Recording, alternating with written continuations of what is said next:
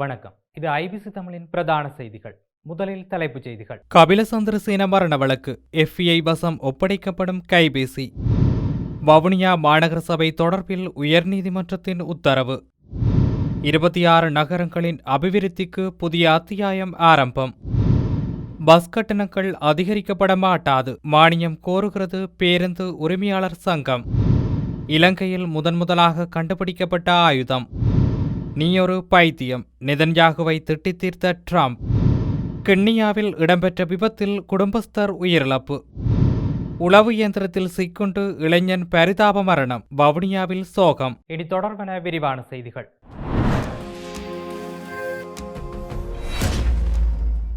ஸ்ரீலங்கன் விமான நிறுவனத்தின் முன்னாள் பிரதம நிறைவேற்று அதிகாரி கபில சந்திரசேனவின் மரணம் குறித்த விசாரணையில் 19வது மற்றும் 20வது சாட்சிகளுக்கு அழைப்பாணை அனுப்ப உத்தரவிடப்பட்டுள்ளது. குறித்த உத்தரவை கொழும்பு பிரதான நீதவான் நீதிமன்றம் பிறப்பித்துள்ளது. ஸ்ரீலங்கன் ஏர்லைன்ஸ் நிறுவனத்திற்கு ஏர்பஸ் விமானங்களை கொள்வனவு செய்யும் போது பல மில்லியன் அமெரிக்க டாலர்களை இலஞ்சமாக பெற்றார் என்ற குற்றச்சாட்டின் கீழ் அவருக்கு எதிராக விசாரணை இடம்பெற்று வரும் நிலையில் கொள்ளுப்பட்டியவில் உள்ள வீட்டிலிருந்து கடந்த மாதம் 8ஆம் தேதி சடலமாக மீட்கப்பட்டிருந்தார். இந்நிலையில் கொழும்பு கோட்டை பிரதான நீதவான் பசன் அமரசேன நேற்று இந்த உத்தரவினை பிறப்பித்துள்ளார். அத்தோடு உயிரிழந்தவரின் கைபேசியை FBI வழியாக ஐக்கிய ராஜ்யத்தில் உள்ள நிறுவனத்திற்கு அனுப்புவதற்கான நடவடிக்கைகள் மேற்கொள்ளப்பட்டு வருவதாக கொழும்பு குற்றப்பிரிவு நேற்று நீதிமன்றத்தில் தெரிவித்துள்ளது. மேலும் உயிரிழந்தவரின் இல்லத்தில் கண்டெடுக்கப்பட்ட பச்சை நிற பட்டியை அரசாங்க பகுப்பாய்வாளரிடம் ஒப்படைக்கவும் நீதிமன்றம் அனுமதி வழங்கியுள்ளது. சாட்சி சட்டத்தின் 126ஆம் பிரிவின் பிரகாரமும் உயர்நீதிமன்ற சட்ட இலக்கம் 31 விதிகளின் பிரகாரமும் மரணமடைந்த கபில சந்திரசேனவிற்கு வழங்கப்பட்ட அறிவுறுத்தல்கள் அல்லது அவரது சாட்சிகளான ஜனாதிபதி சட்டத்தரணி ரியன்சி அர்சகுலரத்ன மற்றும் சட்டத்தரணி உதார முகந்திரம் ஆகியோருக்கு வழங்கப்பட்ட எழுத்து மூல அல்லது வாய்மூல விடயங்களை வெளிப்படுத்த வேண்டாம் என தீர்மானித்ததாக நீதவான் தனது உத்தரவின் போது தெரிவித்துள்ளார். இதன் அடிப்படையில் 19வது மற்றும் 20வது சாட்சிகளுக்கு அழைப்பாணிகளை வழங்கிய நீதிபதி அவ்விரு சாட்சிகளையும் 5ஆம் தேதி நீதிமன்றத்தில் முன்னிலையாகி சாட்சியமளிக்குமாறு உத்தரவிட்டுள்ளார். இதற்கமைய மேலதிக விசாரணைக்காக வழக்கை 5ஆம் தேதி வரை நீதவான் ஒத்திவைத்துள்ளமை குறிப்பிடத்தக்கது. வவுனியா மாநகர சபை முதல்வர் பிரதி முதல்வர் தெரிவு தொடர்பில் ஆட்சேபனை தெரிவித்து எதிரணியால் தொடரப்பட்ட வழக்கில் மேன்முறையீட்டு நீதிமன்றம் வழங்கிய தடை உத்தரவை நீக்கி உயர்நீதிமன்றம் இடைக்கால தடை உத்தரவு பிறப்பித்துள்ளதாக தெரிவிக்கப்படுகிறது. உயர்நீதிமன்றம் நேற்று வழங்கிய தீர்ப்பு தொடர்பில் ஊடகங்களுக்கு கருத்து தெரிவித்த ஜனாதிபதி சட்டத்தரணி MA சுமந்திரன் இதனை கூறியுள்ளார். வவுனியா மாநகர சபையின் முதல்வர் பிரதி முதல்வரின் செயற்பாடுகளுக்கான தடை உத்தரவு மேன்முறையீட்டு நீதிமன்றத்தால் வழங்கப்பட்டிருந்தது. இது தொடர்பில் மாநகர சபையின் முதல்வர் சார்பில் நானும் பிரதி முதல்வர் சார்பில் சிரேஷ்ட சட்டத்தரணி நிசாம் காரியப்பரும் உயர்நீதிமன்றத்தில் குறித்த தடைக்கு எதிராக வழக்கை தாக்கல் செய்திருந்தோம். இன்று உயர்நீதிமன்றத்தில் குறித்த வழக்குக்கான தீர்ப்பு வழங்கப்பட்டிருந்தது. இதன் பிரகாரம் முதல்வர் தலைமையிலான மாநகர சபை இயங்குவதற்கு விதிக்கப்பட்டிருந்த தடை உத்தரவு நீக்கி இடைக்கால தடை உத்தரவு ஒன்று பிறப்பிக்கப்பட்டுள்ளது. இதேவேளை முதல்வர் தலைமையில் சபை இயங்குவதற்கு அனுமதிக்கப்பட்டிருந்த நிலையில் பிரதி முதல்வர் தொடர்பான இடைக்கால தடை தொடர்ந்து நீடிக்கப்பட்டு வருகின்றது. எனினும் பிரதி முதல்வர் பதவி விலகல் கடிதத்தை வழங்கினால் அதனை ஏற்றுக்கொள்வதற்கான அனுமதியும் உயர்நீதிமன்றத்தினால் வழங்கப்பட்டுள்ளது எனவும் தெரிவித்தார். இந்நிலையில் மேன்முறையீட்டு நீதிமன்றத்தினால் எதிர்வரும் 19ஆம் தேதி மாநகர சபை தொடர்பான இறுதி தீர்ப்பு வழங்கப்படவுள்ளமையும் குறிப்பிடத்தக்கது.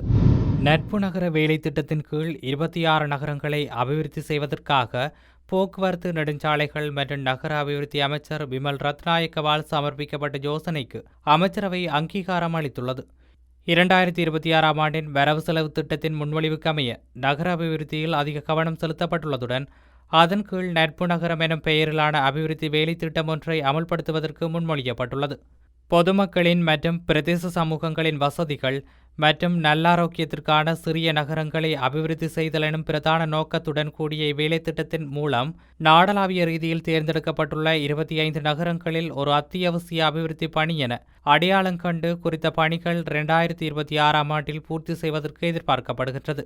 அதற்கமைய நட்பு நகரம் வேலை திட்டத்தின் கீழ் ஆரம்ப கட்டத்தில் அமல்படுத்துவதற்கு அடையாளம் காணப்பட்டுள்ள 23 நகரங்களுக்கான உத்தேச கருத்திட்டங்களை அமல்படுத்துவதற்காக மதிப்பீடு செய்யப்பட்டுள்ள 581 மில்லியன் ரூபாய்களை கிளீன் ஸ்ரீலங்கா வேலை திட்டத்தின் கீழ் ஒதுக்குவதற்காக போக்குவரத்து நெடுஞ்சாலைகள் மற்றும் நகர அபிவிருத்தி அமைச்சர் சமர்ப்பித்துள்ள யோசனைக்கு அமைச்சரவை அங்கீகாரம் வழங்கியுள்ளது. எரிபொருள் விலை உயர்ந்த போதிலும் தற்போதைக்கு பஸ் கட்டணங்களில் உயர்வு இருக்காது என்று போக்குவரத்து மற்றும் நெடுஞ்சாலைகள் பிரதியமைச்சர் பிரசன்ன குணசேன தெரிவித்துள்ளார். தற்போது நடைமுறையில் உள்ள பஸ் கட்டண முறையின் பிரகாரம் பஸ் கட்டணங்கள் மாற்றியமைக்கப்படும் எனவும் பிரதியமைச்சர் பிரசன்ன குணசேன தெரிவித்துள்ளார். அதன்படி எரிபொருள் விலை மாற்றங்கள் காரணமாக பஸ் கட்டணங்களில் திருத்தம் செய்ய வேண்டுமானால் அந்த மாற்றம் 4% அதிகமாக இருக்க வேண்டும் என்றும் பிரதியமைச்சர் பிரசன்ன குணசேன வலியுறுத்தியுள்ளார். இந்நிலையில் பெருந்தோட்ட தொழிலாளர்களின் நாளாந்த சம்பளத்தில் 100 ரூபாய் மானியம் வழங்குவதை போன்று எரிபொருள் விநியோகத்தில் 1 லிட்டர் டீசலுக்கு எமக்கு 25 ரூபாய் மானியம் வழங்க வேண்டும் அல்லது பேருந்து கட்டணத்தை 5% அதிகரிக்க வேண்டும், இல்லையேல் பணிப்புறக்கணிப்பில் ஈடுபடுவோம் என அகில இலங்கை தனியார் பேருந்து உரிமையாளர் சங்கத்தின் தலைவர் கேமனு விஜயரத்ன தெரிவித்தார். கொழும்பில் நேற்று நடைபெற்ற ஊடகவியலாளர் சந்திப்பின் போது மேற்கண்டவாறு குறிப்பிட்டுள்ளார். அவர் மேலும் தெரிவித்ததாவது: அரசாங்கமும் கடனில் ஓடுகிறது, நாங்களும் கடனில் ஓடுகின்றோம். ஒவ்வொரு மாதமும் எரிபொருள் விலை அதிகரிக்கப்படுகிறது, ஆனால் பேருந்து கட்டணம் அதிகரிக்கப்படுவதில்லை. நாங்கள் நெருக்கடிக்கு உள்ளாகியுள்ளோம், பயணிகளும் பாதிக்கப்பட்டுள்ளார்கள். தனியார் பேருந்து சேவையில் ஈடுபடுபவர்கள் இந்த சேவையிலிருந்து விலகும் நிலையே தற்போது காணப்படுகிறது. இந்த மாதமும் எரிபொருள் விலை அதிகரிக்கப்பட்டது. இதற்கமைய பேருந்து கட்டணத்தை அதிகரிக்குமாறு தேசிய போக்குவரத்து ஆணைக்குழுவிடம் கோரிக்கை விடுத்தோம். அதற்கும் ஆணைக்குழு அனுமதி அளிக்கவில்லை. இவ்வாறான நிலையில் கட்டண திருத்தம் தொடர்பில் பேருந்து உரிமையாளர் சங்கங்களுடன் பேச்சுவார்த்தையில் ஈடுபட்டு 2 தீர்மானங்களை எடுத்துள்ளோம். போக்குவரத்து அமைச்சுக்கு சென்று பேச்சுவார்த்தையில் ஈடுபட உள்ளோம். பெருந்தோட்ட தொழிலாளர்களின் நாட்சம்பளத்தில் அரசாங்கம் 100 ரூபாய் மானிய அடிப்படையில் வழங்குகிறது. அதேபோல் எமக்கு மானியம் வழங்க வேண்டும். தற்போது கோட்டா அடிப்படையில் எமக்கு எரிபொருள் விநியோகிக்கப்படுகிறது. ஆகவே 1 லிட்டர் டீசலுக்கு 25 ரூபாய் என்ற அடிப்படையில் மானியம் வழங்க வேண்டும். எதிர்வரும் மாதம் வருடாந்த கட்டண திருத்தம் இடம்பெறும் வரை எம்மால் காத்து கொண்டிருக்க முடியாது. 25 ரூபாய் என்ற அடிப்படையில் மானியம் வழங்க வேண்டும் அல்லது 5% பேருந்து கட்டணத்தை அதிகரிக்க வேண்டும். எமது கோரிக்கைகளுக்கு சாதகமான பதில் இல்லாவிடின் பணிப்புறக்கணிப்பில் ஈடுபடுவோம் என்றும் அவர் மேலும் கூறியுள்ளார். இலங்கையில் முதன்முறையாக உள்நாட்டில் தயாரிக்கப்பட்ட மினி ஊசி தானியங்கி ஆயுதம் கண்டுபிடிக்கப்பட்டது. கொழும்பில் உள்ள பொது மயானத்தில் மறைத்து வைக்கப்பட்டிருந்த உள்நாட்டில் தயாரிக்கப்பட்ட மினி ஊசி வகை தானியங்கி துப்பாக்கி ஒன்றையும் மேலும் பல ஆயுதங்களையும் காவல்துறை மீட்டுள்ளது. இது இலங்கையில் கண்டுபிடிக்கப்பட்ட முதல் துப்பாக்கி என்றும் நம்பப்படுகிறது. சமீபத்தில் துபாயிலிருந்து இலங்கைக்கு நாடு கடத்தப்பட்டு தற்போது மத்திய குற்றப்புலனாய்வு பணியகத்தால் தடுத்து வைக்கப்பட்டுள்ள பாதாள உலக குற்றவாளியான மகாவத்த சமரா என்பவரிடம் நடத்தப்பட்ட விசாரணையின் போது வெளிப்படுத்தப்பட்ட தகவல்களின் அடிப்படையில் இந்த கண்டுபிடிப்பு நிகழ்ந்துள்ளது. சேகரிக்கப்பட்ட உளவு தகவல்களின் அடிப்படையில் மயான வளாகத்திற்குள் மறைத்து வைக்கப்பட்டிருந்த மினி ஊசி வகை துப்பாக்கி, வெளிநாட்டில் தயாரிக்கப்பட்ட கைத்துப்பாக்கி, ஒரு தோட்டாக்கூடு மற்றும் 3 தோட்டாக்கள் ஆகியவற்றை புலனாய்வாளர்கள் கண்டுபிடித்தனர். மினி ஊசி வகை ஆயுதம் உள்நாட்டில் தயாரிக்கப்பட்டது என்று காவல்துறை விசாரணையில் தெரிய வந்துள்ளது. இவ்வகை துப்பாக்கி இருப்பதற்கான சாத்தியக்கூறுகள் குறித்து கடந்த காலங்களில் உளவு தகவல்கள் கிடைத்திருந்த போதிலும் இலங்கையில் உள்ள எந்தவொரு காவல்துறை பிரிவும் இதற்கு முன்னர் இவ்வகை துப்பாக்கியை மீட்கவில்லை என்று அதிகாரிகள் குறிப்பிட்டனர்.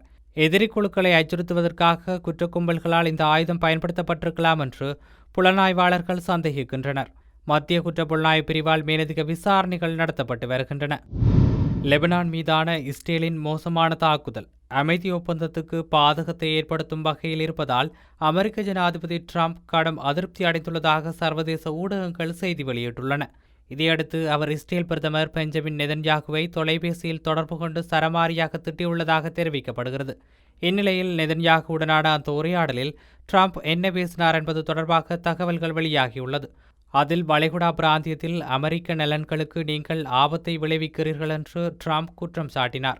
பதற்றம் அதிகரித்தால் இஸ்ரேல் மேலும் தனிமைப்படுத்தப்படும் என்றும் எச்சரித்தார். அதன் பின்னர் ஆவேசமான ட்ரம்ப் திட்டத் தொடங்கினார். நீ ஒரு பைத்தியக்காரன், நான் இல்லை என்றால் நீ சிறையில் இருந்திருப்பாய். நான் தான் உன்னை காப்பாற்றுகிறேன். இப்போது எல்லாரும் உன்னை வெறுக்கிறார்கள். இதன் காரணமாக எல்லோரும் இஸ்ரேலை வெறுக்கிறார்கள் என்று ட்ரம்ப் திட்டினார் என குறித்த ஊடக செய்திகள் விவரித்துள்ளன. ஒரு கட்டத்தில் நெதன்யாகுவிடம் நீ என்ன செய்து கொண்டிருக்கிறாய் என்று ட்ரம்ப் கோபத்துடன் கத்தியதாக கூறப்படுகிறது. அப்போது ஹிஸ்புல்லா தான் போர் நிறுத்தத்தை மீறியதாக நெதன்யாகு தெரிவித்துள்ளார். ஆனால் லெபனானில் பொதுமக்கள் உயிரிழப்புகள் குறித்து ட்ரம்ப் கவலை தெரிவித்தார். ஹிஸ்புல்லா தளபதிகளை தனிப்பட்ட முறையில் குறிவைத்து கட்டிடங்களை அளிக்கும் இஸ்ரேலின் நடவடிக்கைகளுக்கு அவர் எதிர்ப்பு தெரிவித்தார். நெதன்யாகுவுடனான உரையாடலுக்கு பிறகு இஸ்ரேலுக்கும் ஹிஸ்புல்லாவுக்கும் இடையிலான பதற்றம் தனியும் என ட்ரம்ப் அறிவித்துள்ளார். இதனையடுத்து லெபனான் தலைநகர் பெய்ட்ரூட்டில் உள்ள ஹிஸ்புல்லா இலக்குகளை தாக்கும் திட்டங்களிலிருந்து இஸ்ரேல் பின்வாங்கியதாக தகவல்கள் வெளியாகியுள்ளது. ஆனால் நெதன்யாகு கூறும்போது ஹிஸ்புல்லா இயக்கத்தினர் இஸ்ரேல் மீதான தாக்குதல்களை நிறுத்தாவிட்டால் பெய்ட்ரூட்டில் உள்ள இந்த இயக்கத்தின் இலக்குகள் மீது இஸ்ரேல் தாக்குதல் நடத்தும். எங்களின் இந்த நிலைப்பாடு மாறவில்லை. அதேவேளையில் தெற்கு லெபனானில் இஸ்ரேல் பாதுகாப்பு படை திட்டமிட்டபடி தொடர்ந்து செயல்படும் என்றார். கிண்ணியா இடிமன் பிரதேசத்தில் இடம்பெற்ற வீதி விபத்தொன்றில் குடும்பஸ்தர் ஒருவர் உயிரிழந்துள்ளார். குறித்த சம்பவமானது நேற்றைய தினம் இடம்பெற்றுள்ளது. கிண்ணியா அகமட் லேன் பகுதியைச் சேர்ந்த 47 வயதுடைய 5 பிள்ளைகளின் தந்தையே இவ்வாறு உயிரிழந்துள்ளார். உயிரிழந்த நபர் நேற்று முன்தினம் இரவு கிண்ணியா ஈச்சந்தீவு பகுதிக்கு ஆற்று மணல் ஏற்றும் கூலி தொழிலுக்காக சென்றுள்ளார். நேற்று அதிகாலை வேலையை முடித்துவிட்டு தனது மோட்டார் சைக்கிளில் அவர் வீடு திரும்பிக் கொண்டிருந்த போதே இந்த விபத்து நேர்ந்துள்ளது. போலீசாரின் ஆரம்பகட்ட விசாரணை மற்றும் சிசிடிவி காட்சி பதிவுகளின்படி குறித்த நபர் மணல் ஏற்றுவதற்காக பயன்படுத்திய சவல் மோட்டார் சைக்கிளில் கைப்பிடிக்குள் சிக்கியுள்ளது. இதனால் மோட்டார் சைக்கிளை கட்டுப்படுத்த முடியாமல் அவர் வீதியில் தவறி விழுந்துள்ளார். இதன்போது குருநாகல் பகுதியிலிருந்து தேங்காய் ஏற்றிக் கொண்டு எதிரே வந்த லொரியின் சக்கரங்களுக்குள் அகப்பட்டு அவர் சம்பவ இடத்திலேயே உயிரிழந்துள்ளார். விபத்துடன் தொடர்புடைய லொரியையும் அதன் சாரதியையும் கிண்ணியா போலீசார் கைது செய்துள்ளனர். சம்பவம் குறித்து கிண்ணியா பிரதேச போக்குவரத்து போலீஸ் பிரிவின் பொறுப்பதிகாரி MA முசாமில் தலைமையிலான போலீஸ் குழுவினர் மேலதிக விசாரணைகளை முன்னெடுத்து வருகின்றனர். வவுனியா கனகராயன் குளம் குறிசுட்டகுளம் பகுதியில் உளவு இயந்திரத்தில் சிக்குண்டு 20 வயதுடைய இளைஞர் ஒருவர் பரிதாபமாக உயிரிழந்துள்ளார். நேற்று மாலை குறிசுட்டகுளத்தில் அமைந்துள்ள காளி கோயிலில் வேலை செய்வதற்காக உளவு இயந்திரம் இயக்கப்பட்டுள்ளது. இதன்போது எதிர்பாராத விதமாக குறித்த இளைஞன் உளவு இயந்திரத்திற்குள் தவறி விழுந்துள்ளார். இயந்திரத்தில் சிக்குண்டு பலத்த காயமடைந்த அவர் சம்பவ இடத்திலேயே பரிதாபமாக உயிரிழந்துள்ளார். இவ்விபத்தில் உயிரிழந்தவர் குறிசுட்டகுளம் கனகராயன் குளத்தைச் சேர்ந்த 20 வயதுடைய கயந்திரன் குகப்பிரியன் என அடையாளம் காணப்பட்டுள்ளார். சம்பவம் தொடர்பிலான மேலதிக விசாரணைகளை போலீசார் மேற்கொண்டு வருகின்றனர். இச்சம்பவம் அப்பகுதியில் பெரும் சோகத்தையும் அதிர்ச்சியையும் ஏற்படுத்தியுள்ளது. செய்திகளின் நிறைவாக மீண்டும் தலைப்புச் செய்திகள். கபில சந்திரசேன மரண வழக்கு FBI வசம் ஒப்படைக்கப்படும் கைபேசி. வவுனியா மாநகர சபை தொடர்பில் உயர்நீதிமன்றத்தின் உத்தரவு. 26 நகரங்களின் அபிவிருத்திக்கு புதிய அத்தியாயம் ஆரம்பம். பஸ் கட்டணங்கள் அதிகரிக்கப்பட மாட்டாது, மானியம் கோருகிறது பேருந்து உரிமையாளர் சங்கம். இலங்கையில் முதன்முதலாக கண்டுபிடிக்கப்பட்ட ஆயுதம். நீயொரு பைத்தியம், நெதன்யாகுவை திட்டித் தீர்த்த ட்ரம்ப். கிண்ணியாவில் இடம்பெற்ற விபத்தில் குடும்பஸ்தர் உயிரிழப்பு. உளவு இயந்திரத்தில் சிக்குண்டு இளைஞன் பரிதாப மரணம். வவுனியாவில் சோகம். இத்துடன் IBC தமிழின் பிரதான செய்திகள் நிறைவு பெற்றன. மேலும் செய்திகளை அறிந்து கொள்ள IBC தமிழ் என்ற எமது யூடியூப் பக்கத்தினூடாக இணைந்திருங்கள். வணக்கம்.